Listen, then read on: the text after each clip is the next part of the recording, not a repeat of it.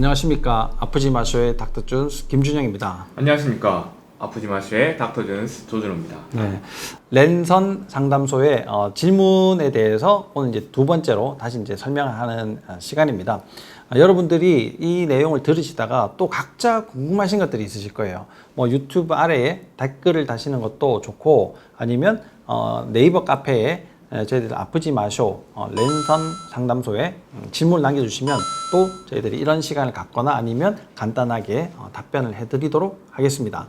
자, 지난 시간에 질문들에 대해서 좀 설명을 했는데요. 네. 그러면 이어서 이제 다시 질문을 한번 보죠. 이 대장 내시경을 예전에 한번 하셨어요, 그죠? 네. 네, 뭐 설사를 뭐 하기도 했고, 뭐 장염이 생겨서 설사를 하기도 했고, 또 뭐 배출도 잘 안 돼가지고 또 문제고, 또 일주일 넘게 설사도 하고 염증 수치도 높고, 뭐 이래서 계속 이제 검사를 하셨던 것 같은데, 네. 이게 뭐 대장 내시경을 해보면 출혈도 조금 있었고, 그래서 이런 것들이 조금 아물 때까지 기다렸다가 다시 하자 한 게 지금 이제 벌써 1년이 지났다고 해요.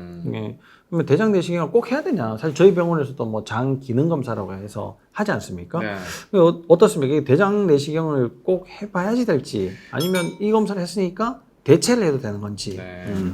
제가 이제 이 질문을 읽고 나서 두 가지가 좀 생각이 나는데요. 네. 일단 그러면 이제 저희 병원에서 하는 장 기능 검사랑 네. 내시경이랑 뭐가 차이가 있냐? 네. 내시경은 눈으로 보는 겁니다. 이제 내시경이라는 걸 통해서 눈으로 보는 거기 때문에 겉에 모양은 좀 알 수 있어요. 네. 하지만 이거 똑같은 거예요. 이 손을 보고 손가락이 5개 있네.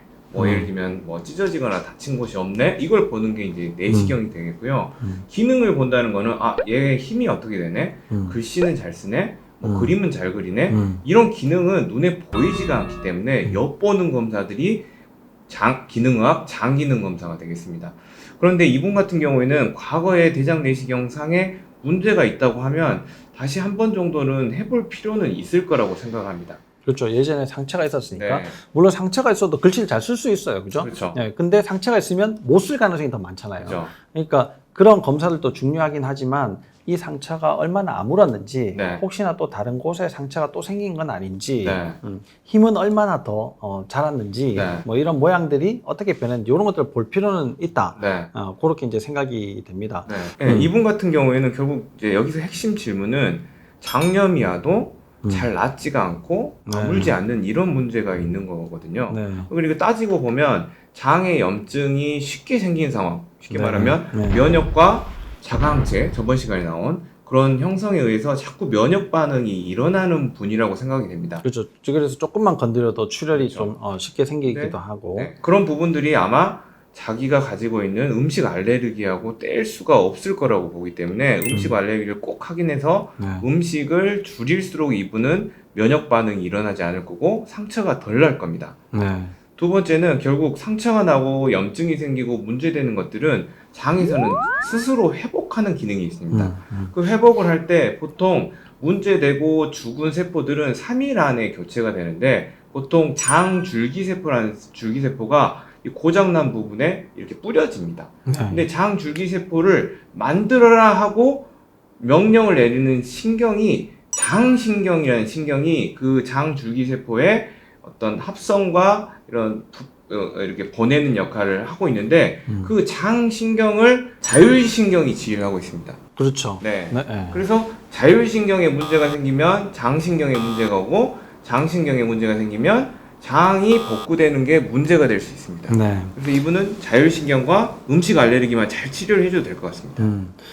아까 줄기세포를 말씀하셨는데, 그 줄기세포는 우리 몸에 있는 모든 세포로 다 변할 수가 있잖아요. 네네. 그게 장에 가서 장세포가 되는 거고, 관절로 가면 관절세포가 되는 네네. 거고, 이렇게 이제 되는 건데, 그렇게 줄기세포가 분할을 하는 데는 중요한 게 글라이칸이라는 게 있어요. 글라이칸. 네. 그 글라이칸의 집합체가 글라이코칼릭스거든요. 주변에 글라이코칼릭스의 환경이 좋으면 이 세포가 거기 가서 여기는 분위기가 이러니까 내가 이렇게 바뀌어야 되겠네라는 것이 결정이 된단 말이에요. 그래서 좋은 글라이칸, 또 글라이칸의 집합체 글라이코칼릭스를 가지고 있는 것이 매우 중요하다라는 겁니다. 그것이 설탕, 밀가루, 과일, 음료수를 드시면 쉽게 망가지거든요. 네. 그러니까 줄기세포가 아무리 많이 와도 거기에서 제대로 자리를 못 잡게 되는 거예요. 그러면 장세포의 회복이 그만큼 늦어지게 되고 상처가 잘 안 낫고 이런 것들이 또 반복이 계속 되겠죠. 그래서 글라이칸, 글라이코칼릭스를 반드시 또 기억을 하셔야지 되고 네. 이분이 글라이코칼릭스가 망가져 있다는 걸 예상해 볼 수 있는 게 병원 오기 한 2주 전부터 병 볼 때 조금 이상했는데 하얀 게 계속 나온다 해요. 네. 그래서 하얀 거는 점액질이 이제 나오는 건데요. 네네. 그게 점막이 뭉개지거나 망가졌을 때 그렇게 변으로 나오게 되는 겁니다. 점막층도 글라이코칼릭스, 뭐 프로테오글라이칸이라고 하는데 그런 게 굉장히 많이 있는 부위거든요. 그 부위가 손상이 쉽게 된다는 거예요. 그러니까 음식을 반드시 고쳐야지 되고 또 기회가 된다면 글라이코칼릭스를 충분히 섭취해주고 보충해주는 그런 식생활 또는 보충제 이런 것들을 드시면 좀 더 도움이 되실 것 같아요. 그러면 다시 이제 그 다음 질문으로 한번 넘어가 보죠. 위산 과다인 줄 알았는데 위산 저하라고 얘기를 들었다. 네. 그래서 식초를 계속 먹고 있다. 식초도 좀 먹으니까 좀 좋은 것 같은데 어떤 때는 못 먹고 사실 식초를 가지고 다니기가 네. 좀 쉽지 않죠, 그죠? 뭐 홍초를 이렇게 타 먹기도 하긴 하는데 검사 결과를 보고 위산에 대해서는 따로 얘기를 안 해줬다는데 이분은 위산 저하가 있으신 분이세요. 검사 네. 결과상으로 혈액 검사에서도 그런 것들이 이제 우리가 알 수가 있는데요. 식초를 그렇게 먹고 있는데도 먹다가 안 먹다가 해서 그런지 소화가 잘 안 된다. 네. 그래서 이걸 계속 먹어야 될까? 어떻게 될까? 이런 것들이 이제 좀 궁금해 하시는 것 같아요. 그 다음 질문이요. 네. 위산 과다이라고 해서 우리가 보통은 위산 저하제 약을 처방을 많이 받지 않습니까? 그렇죠. 근데 알고 보면 위산 저하인 분들이 훨씬 더 많다는 거예요. 대부분이 위산 저하라고 네. 볼 수 있죠. 그러면 이게 왜 위산 과다로 착각을 하게 되는 걸까요? 그 위산 과다와 위산 저하의 증상이 대부분 동일하기 때문에 그렇습니다. 네. 근데 이제 위산 과다라고 하면 사람들이 이해하기도 쉽고 음. 보통 뭐가 많이 나온 상황이니까 위 점막이 잘 쓸려 나가가지고 문제될 것으로 보이지만 그게 만성인 상황으로 돼버리면 위산 저하에 빠지는 거죠. 네. 실은. 위산 과다라고 생각을 하고 우리가 이제 위산 억제제를 그렇죠. 주는 제일 큰 이유가 위염이 있거나 위험. 그렇죠?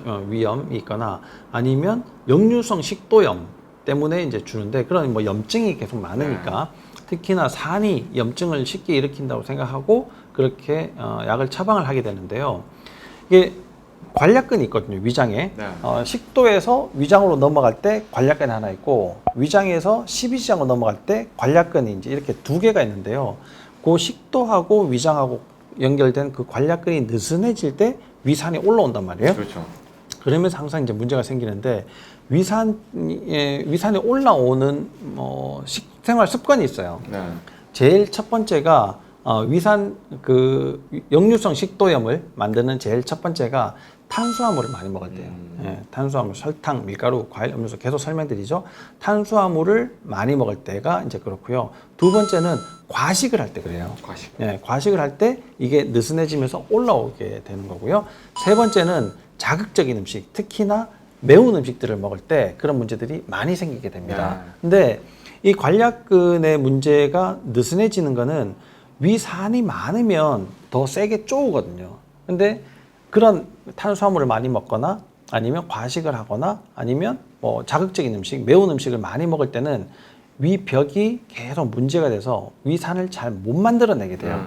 그래서 이런 분들이 뭐 이렇게 만성 위축성 위염 이런 얘기들을 들어보셨을 텐데 위축성 위염이라고 하는 거는 점막이 그만큼 얇아져 있다 이런 얘기입니다. 네. 점막만 얇아져 있는 게 아니라 근육도 같이 얇아져 있거든요. 그래서 위 전체가 전부 다 얇아져 있다. 그래서 위축성 위염이다 이렇게 얘기하는데 이게 좀 더 심화가 되면 장상피 화생이 되거든요. 그래서 장상피 화생은 위암으로 가는 전 단계예요. 여기에 만약에 헬리코박터가 같이 결합이 되어 있다 그러면 이분은 위암으로 갈 가능성이 매우 높아지는 거예요. 그래서 한국인한테 굉장히 많은데 식생활 습관을 고치는 것이 매우 중요합니다. 그래서 위산이 약해지면 관략근이 열린다. 첫 번째가 이제 그런 거고요.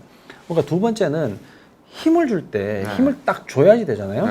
관략근에 힘을 줄 때 힘을 딱 줘야지 되는데 이 근육이 움직이려면 근육은 항상 신경에 가야 되죠. 근데 이 신경에 문제가 생겼어요. 네. 근데 어디에 문제가 제일 흔하게 생길 것 같습니까?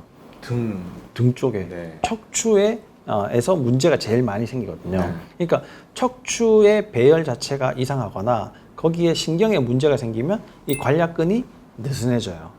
그러면 우리가 식생활 습관도 고쳐야 되겠지만 이 근육의 힘을 키우기 위해서 신경을 조금 더 치료를 따듬어야지 된다는 그렇죠. 거예요. 그러면 전체적으로 척추의 배열이라든지 밸런스를 맞춰야지만 이 사람이 앞으로 건강한 상태로 그렇죠. 넘어갈 수 있다. 이런 얘기입니다. 그래서 위에 문제가 생긴 분들은 항상 두 가지를 음식도 물론 마찬가지지만 신경의 치료도 같이 하시는 것이 매우 효율적으로 치료를 할 수 있다. 이렇게 보시면 되겠죠. 근데 위산이 안 나오면 당연히 소화가 안 되지 않습니까? 그렇죠? 뭐 위산, 담즙산, 그리고 췌장에서 나오는 알칼리 이게 만나서 중성이 돼야지만 췌장에서 만들어지는 소화 효소가 작동을 하게 된단 말이에요. 그렇죠. 그러니까 위산이 적게 나오면 담주산도 거기에 맞춰서 적게 나오거든요. 네. 그러면 알칼리가 적게 나오면서 소화 효소가 적게 나와요. 네. 근데 먹는 음식의 양은 변화가 없어. 아니면 오히려 더 많이 먹어. 더 자주 먹어. 이러면 소화가 될 리가 없죠. 그러니까 계속 소화 불량이 생기고 소화 불량이 생기다 보니까 지저분한 균들, 특히나 위산이 못 죽여주니까 지저분한 균들이 많이 생기고 그러면 유해균도 많아지고 음식물 소화 안 되는 게 장벽을 또 긁어서 알러지를 더 많이. 그렇죠. 그 다음에 면역 반응을 더 강하게. 그러면 자가 면역이 또 문제가 생기고 이렇게 이제 계속 악순환의 반복이 이제 되는 거죠. 그래서 제일 우리가 할 수 있는 거 제일 첫 번째가 음식을 바꿔 먹어라. 그게 제일 첫 번째고 병원에 온다면 점막 치료를 잘 해야지 되고 두 번째는 신경 자율신경 치료를 꼭 하셔야 된다. 이런 얘기입니다. 네. 자, 그 다음에 질문을 한번 넘어가 보죠. 이게 자기가 문제가 있는 것들이 심리적인 부분, 심리적인 부분도 당연히 있지 않습니까? 네. 우리가 맨날 하는 얘기가 밑에 스트럭처, 구조적인 문제, 그 다음에 영양적인 문제, 그 다음에 심리적인 문제, 이렇게 이제 삼각형이 정삼각형을 이루어야 된다 하는데 심리적인 문제도 굉장히 이제 중요하죠. 이분은 좀 쉽게 놀라시는가 봐요, 그죠? 네. 그러니까 누가 오면 심하게 놀란다거나 네. 길 가다가도 별거 아닌 거에 심장이 떨어질 것처럼 놀라고 깜짝 놀라고, 그죠? 네. 돌진해 올까봐도 불안하고 네, 개 짖는 소리에도 심장이 두근거리고 네, 거기다가 이제 체력은 바닥이다. 근데 바닥인 상태에서도 억지로 출근을 했다. 네, 그래서 스트레스를 너무 많이 받아서 가슴이 타들어갈 것 같고 계속 긴장이 돼 있고 힘들어서 신경 안정제 같은 거를 처방을 받았다. 이렇게 돼 있어요. 그래서 네. 그러니까 이런 분들이 조그만한 자극에 굉장히 강하게 반응을 하는 거잖아요. 예민하게 이제 반응을 하기 때문에 이런 문제들이 생기는데 자극이라고 하는 것은 계속 들어오게 돼 있죠. 누구나 계속 24시간 계속 들어오는데 그것들을 적절하게 걸러줘야 된단 말이에요. 네네. 쓸데없는 거는 조금 누그러뜨리고 멀리서 들려오는 소리는 안 들리고 네. 이런 것들이 잘 돼야지 좀 더 집중을 할 수가 있고 그렇게 되는데 이분은 뭐 누군가 뿌시럭만 해도 깜짝 놀라게 되고 그렇죠. 걔만 보면 뭐 달려들까 뭐 이제 걱정이 되고 이런 상태면 스트레스가 엄청 올라가게 돼요. 그래서 자기는 조금만 뭔가 일이 있어도 스트레스를 받는다 이렇게 이제 생각을 하게 되는 거죠. 그러면 이게 직장에서 관계가 좋겠습니까? 그러니까 여러모로 이런 문제들이 생기면 결국 이제 내 문제긴 한데 그게 가족의 문제가 되고 그렇죠. 가족의 문제는 그럼 사회적인 문제가 되고 되고, 그게 다시 되돌아와서 내가 조금 더 위축이 되고 안 좋아질 수가 있죠. 그러니까 점점 집으로 들어올 수밖에 없습니다. 이런 분들은. 그렇죠. 근데 결국 치료를 통해서 이분들이 가족 앞으로 사회 앞으로 나갈 수 있게 만들어줘야 되는데 네. 요거 보면 이제 예민하다 이 말은 결국에 정보의 양이 너무 많거나 들어온 네. 양이 아니면 그 정보가 증폭해서 들어오거나 세 번째는 그 정보를 제어하지 못하거나 이 세 가지로 좀 볼 수가 있겠습니다. 그렇죠. 그런데 마지막 부분들이 대부분 가지고 있는 거죠. 그러니까 정보를 내가 쓸모가 있는 정보, 쓸모가 없는 정보를 스스로 이런 정제하는 필터를 우리 몸에는 내재가 돼 있습니다. 그게 어디에 있냐? 하행 억제계라고 해가지고 경추 바로 있는 뇌간에 위치를 합니다. 그래서 뇌간에 있는 하행 억제기가 제대로 작용하지 않으면 현재 우리가 앉아있는 이 엉덩이에서 올라오는 감각, 밖에서 지나가는 차들 돌아가는 소리, 내가 입고 있는 옷에 대한 감각, 그게 조금 더 넘어가서는 이런 감각 자체가 가렵고 이제 만져지는 것만 느껴야 되는데 그게 증폭이 돼서 이제 통증으로 느끼는 통증 회로가 열려버리는 거죠. 그래서 이분 같은 경우에 치료의 핵심은 이런 정서적인 문제를 이야기하지만 실은 그 정서를 내가 이겨내지 못하는 이 하드웨어, 실체가 있는 물리적인 문제를 치료를 해주면 될 것 같고 그 핵심이 뇌간이다. 근데 뇌간에 물리적인 영향을 주는 게 목이다. 그렇죠. 그래서 목 자세가 이분을 이렇게 만들어줄 수가 있겠습니다. 그렇죠. 더 예민하게 만들고 자율신경을 흔들고 그게 소화에 문제를 일으키고 교감신경과 부교감신경의 밸런스를 깨트려 버리고 문제들을 이제 계속 네. 심화시키게 되는 거죠.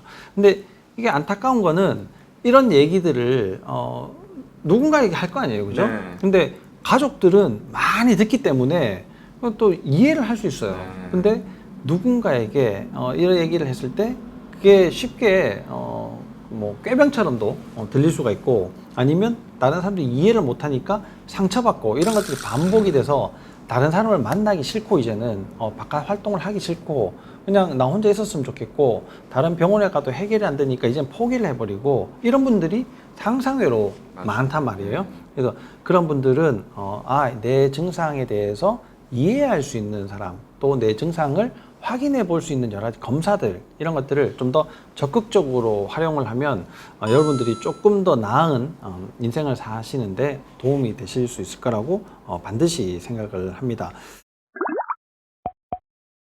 저희가 이제 답변이 막 빨라가지고 이해하시기가 조금 어려우실 수도 있는데 만약에 이해하시기 어렵다면 다시 한번 되돌려보기 요거 꼭 한번 해보시고요. 굉장히 중요한 부분이었어요. 그래서 여러 가지 이제 검사들을 하셨고 지금은 또 많이 좀 좋아지시기도 하고 그런데 여러 병원 다니면서 다른 선생님들이 네. 너 예민하다. 병원 이제 그만 왔으면 좋겠다. 뭐 이렇게까지 말씀을 하셨다 하는데 저희 병원에서 도와드릴 테니까 꼭 좋은 결과 있기를 바라고 지난번에 이제 저번 영상에 윤희 씨를 모셔서 우리가 또 한번 얘기를 했지 않습니까? 또 이분을 또 모셔가지고 얘기할 수 있는 시간을 한번 마련하면 참 좋을 것 같습니다. 네, 그만큼 좋아지셨으면 좋겠습니다. 네, 저희들이 좀 더 노력을 하겠습니다. 이 영상이 이 질문글을 보내신 분에게도 도움이 됐으면 좋겠고요. 또 이렇게 비슷한 상황에 놓여 있는 분들에게도 도움이 되셨으면 좋겠고 그런 거랑 상관없이도 이런 내용이 유익했다. 이런 게 도움이 됐다. 앞으로도 또 이런 영상이 많이 나오면 좋겠다라고 생각하시는 분들은 구독, 좋아요 꾹 눌러주세요.